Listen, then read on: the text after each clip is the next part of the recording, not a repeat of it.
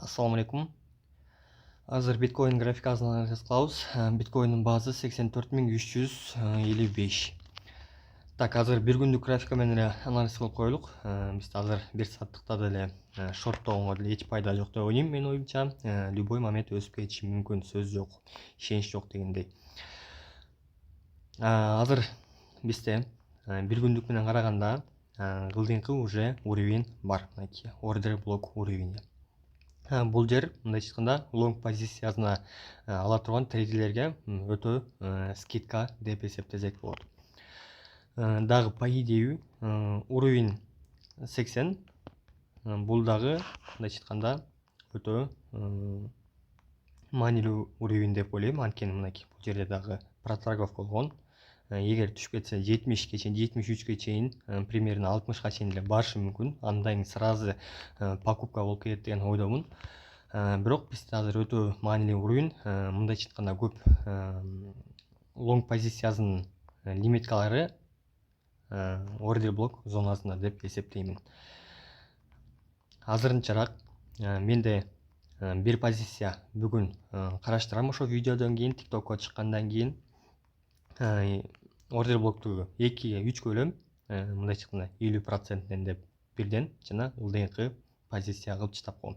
Эгер түшүп кетсе биринчи 79дагысы азыр бул жердеги ачылат. 84238 деп бир позиция ачып коем.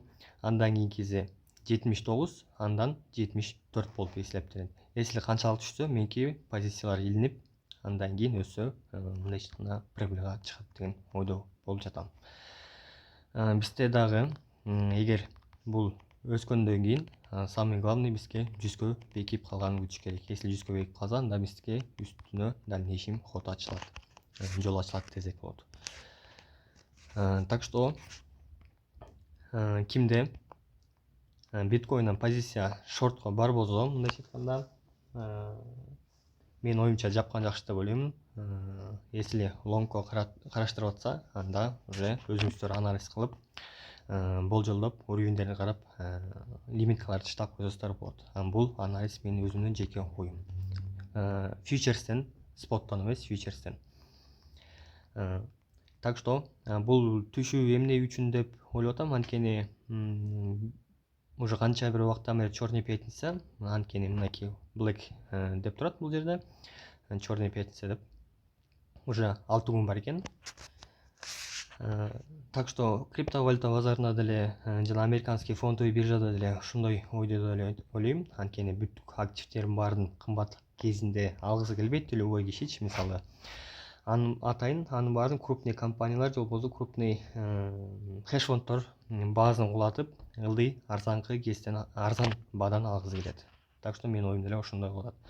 Өтө шок кылып чүрүү, адамдар шокко мындай айтканда ишендирбей өсөт деп анан айттырбай эле бүттүк адамдар мисалы 79дон кире алат, билген адамдар, андан кийин өсүп кетет деген ойдомун. Так что позицияны карап турабыз. Бүгүн суббота, воскресенье күн уже. Иш күндөрүнө ачылышына карап турабыз. Если иш күндөрү кандай ачылат, ошондо байкайбыз. Менин оюмча иш күндөрү бир аз түшүп туруп, анан өйдөгө кетиши мүмкүнбүз. Бул бир күндүк графика. Так что мен өзүмдү оюмду айта кеттим.